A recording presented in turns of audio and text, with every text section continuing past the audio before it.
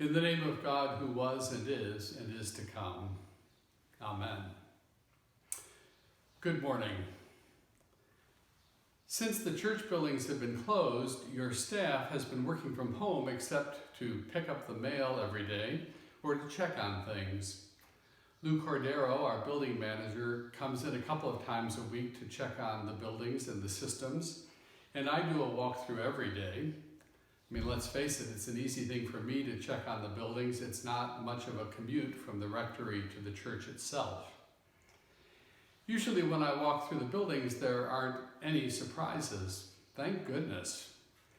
But this past Thursday morning, I discovered something unexpected. I found a wheelbarrow, still wet from the morning's thunderstorms, parked at the end of the hallway in the church pool. Like Moses with the burning bush, I had to investigate.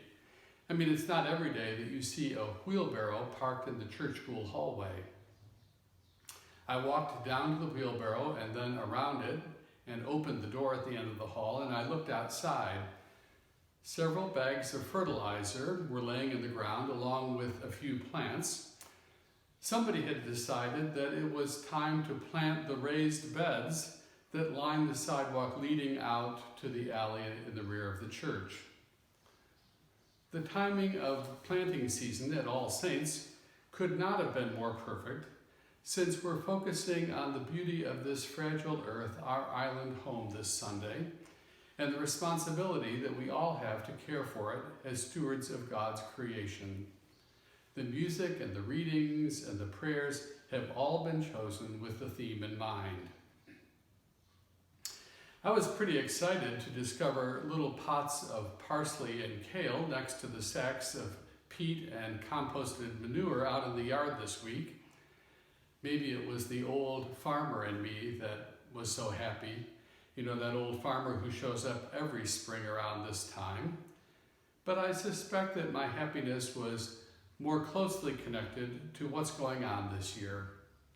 The plants represent hope in an otherwise dark and troubling time. And lately, it's the little things that mean a lot. Why are we focusing on God's creation this morning? The reason goes back hundreds of years to what are known as the Rogation Days. I realize that many of you have probably never heard of the Rogation Days, so let me offer a little bit of background. The Rogation Days have traditionally been observed on the Monday, Tuesday, and Wednesday before Ascension Thursday. The first record of them comes from the 5th century in France, where a local bishop called his diocese to prayer as they were facing a disaster. The Book of Common Prayer still sets aside these days for us to pray to God for fruitful seasons, for a blessing on our work, and to help us remember that we are stewards of God's loving providence, that we have been entrusted with the land and the water and the air, and that we are ultimately accountable to God for the care of these resources. In England, the Rogation Days were kept by beating the bounds of the parish church. It was a time of asking, that's what the word rogation means, asking God to bless the earth and to provide enough food to sustain people who were living in the local village.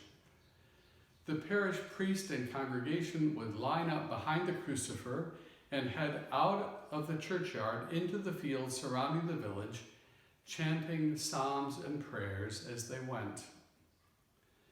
Since the Rogation Days always come during the springtime in the Northern Hemisphere, and since spring planting was in progress when the processions were going on, the purpose of them was to bless the fields just as the seeds were starting to germinate, and to pray that an abundant harvest might come later on in the year.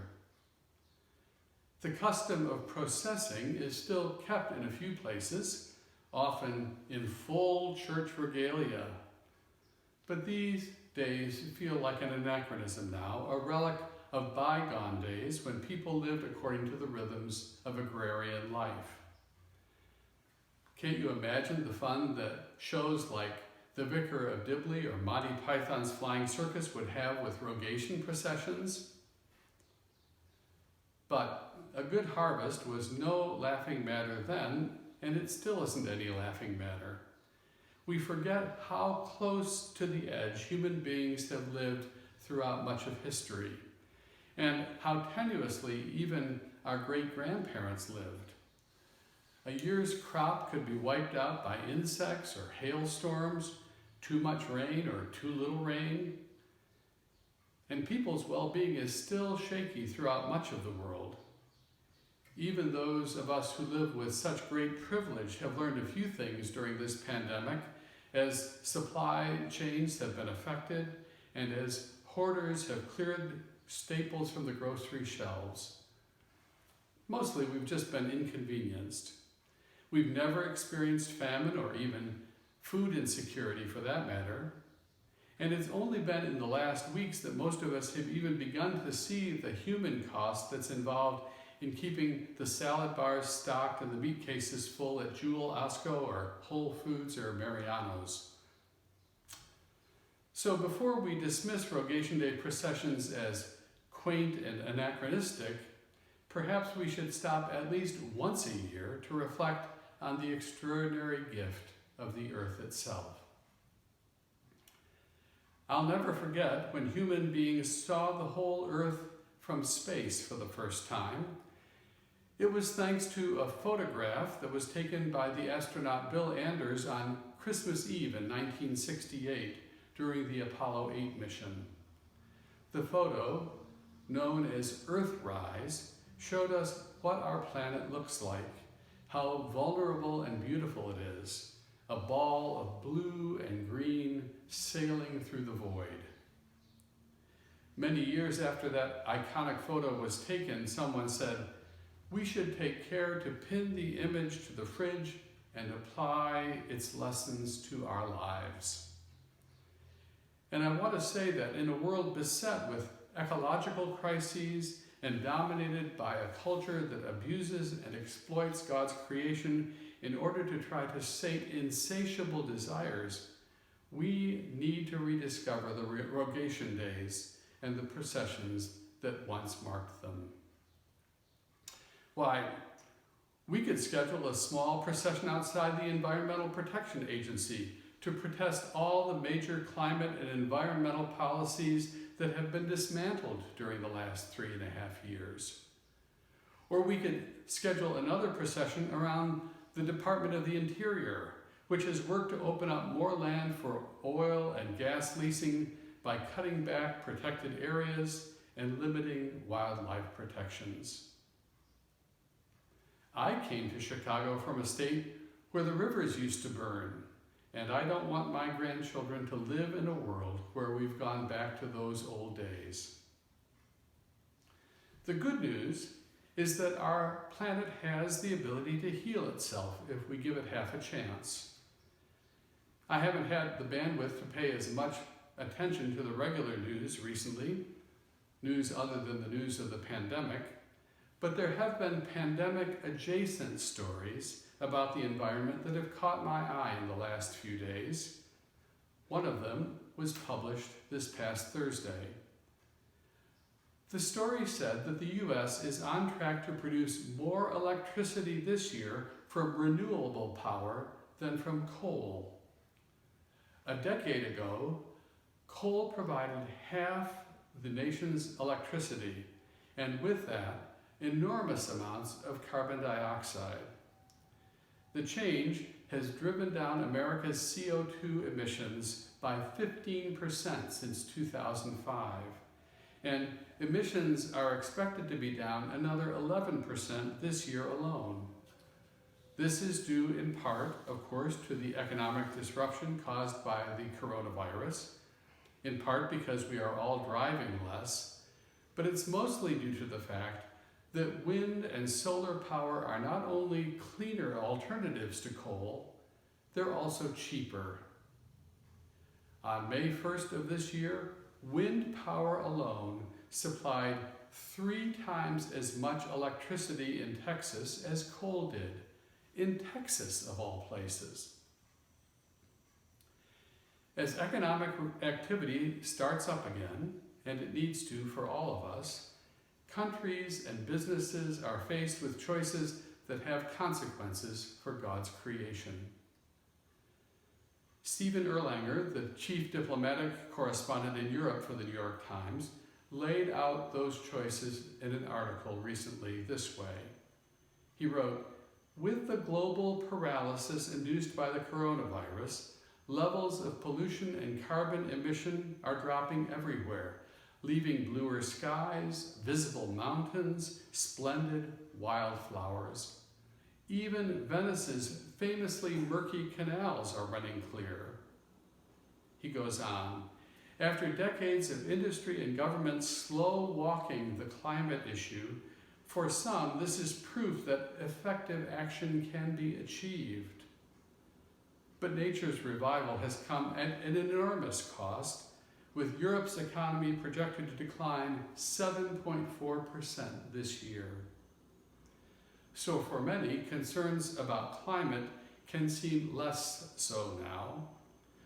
The competing camps are now locked in a debate over how and what to rebuild, between those who want to get the economy moving again no matter how, and those who argue that the crisis is a chance to accelerate the transition to a cleaner economy.